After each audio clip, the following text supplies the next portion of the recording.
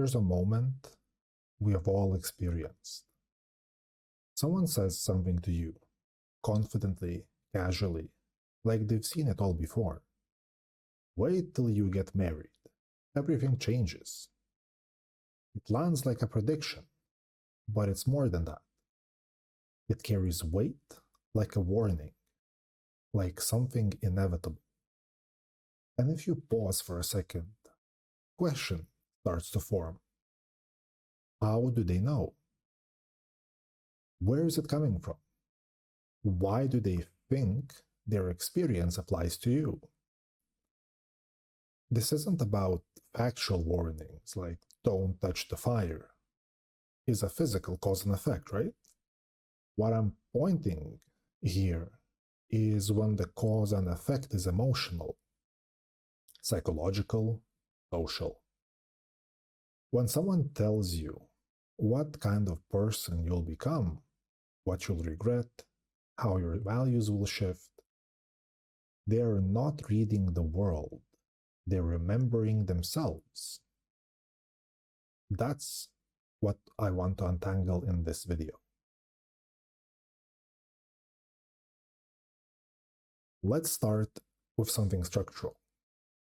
Most people don't distinguish between their experience and the general rule. They don't treat their life as a sample size of one. Instead, they wrap it in broader language and present it as insight.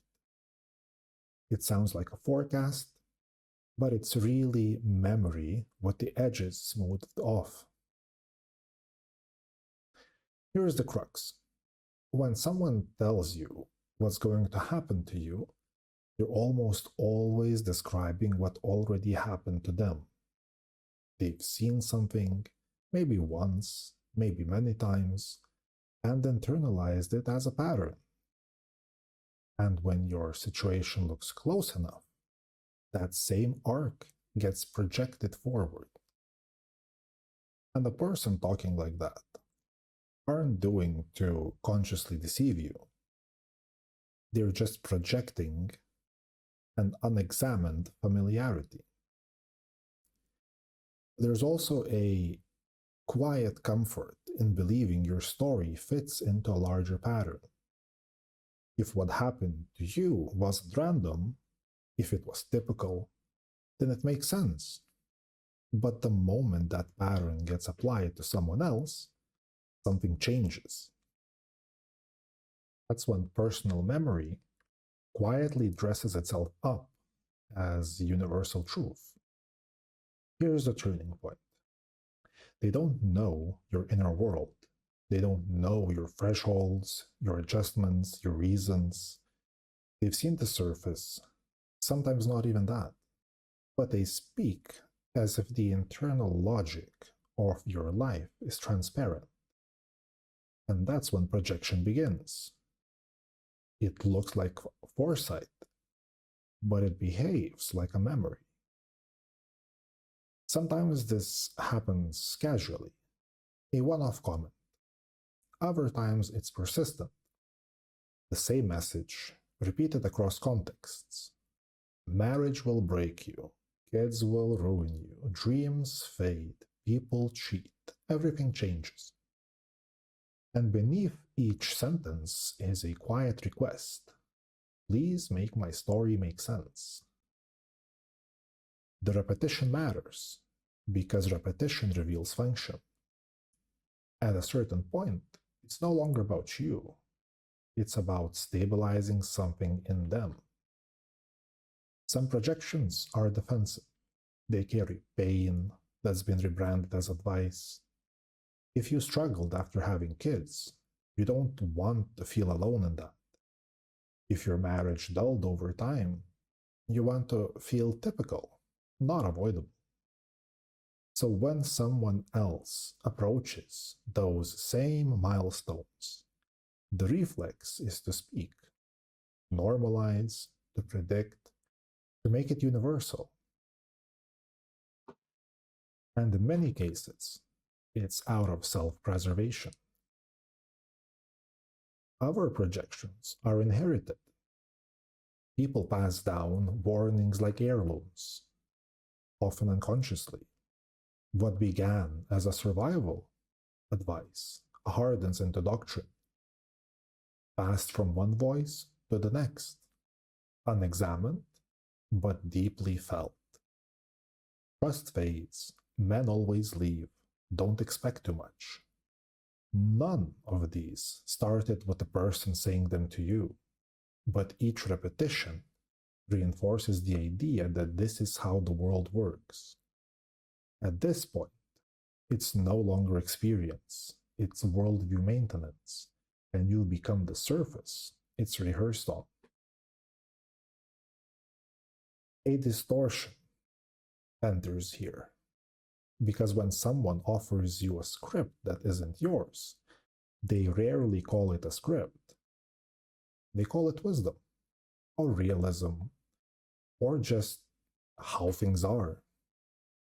But ask yourself, what happens if you accept it? If your relationship declines the way theirs did, their loss becomes justified. If your ambition fades like theirs, giving up looks reasonable. If independence dissolves in marriage, then it wasn't failure, it was inevitability. This is when prediction turns into preservation. They sound like they're informing you, but in reality, they're settling themselves, often without realizing it. It doesn't need to be a command. A quiet forecast does the same work. It sets the boundary of what feels believable. And once that boundary is set, anything outside of it starts to look naive. This is where things begin to strain, because now you're not just evaluating whether a statement is true. You're evaluating its direction, its emotional function, its residue. Some statements are just reminders. Others are mirrors. They don't describe you.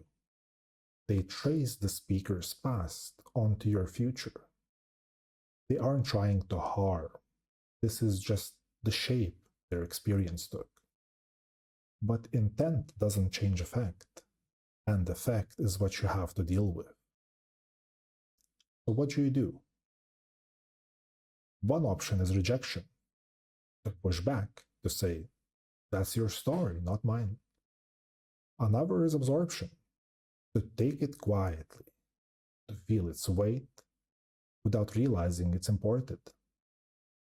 But there's a third part, observation, to recognize the projection, name it internally, and let it pass.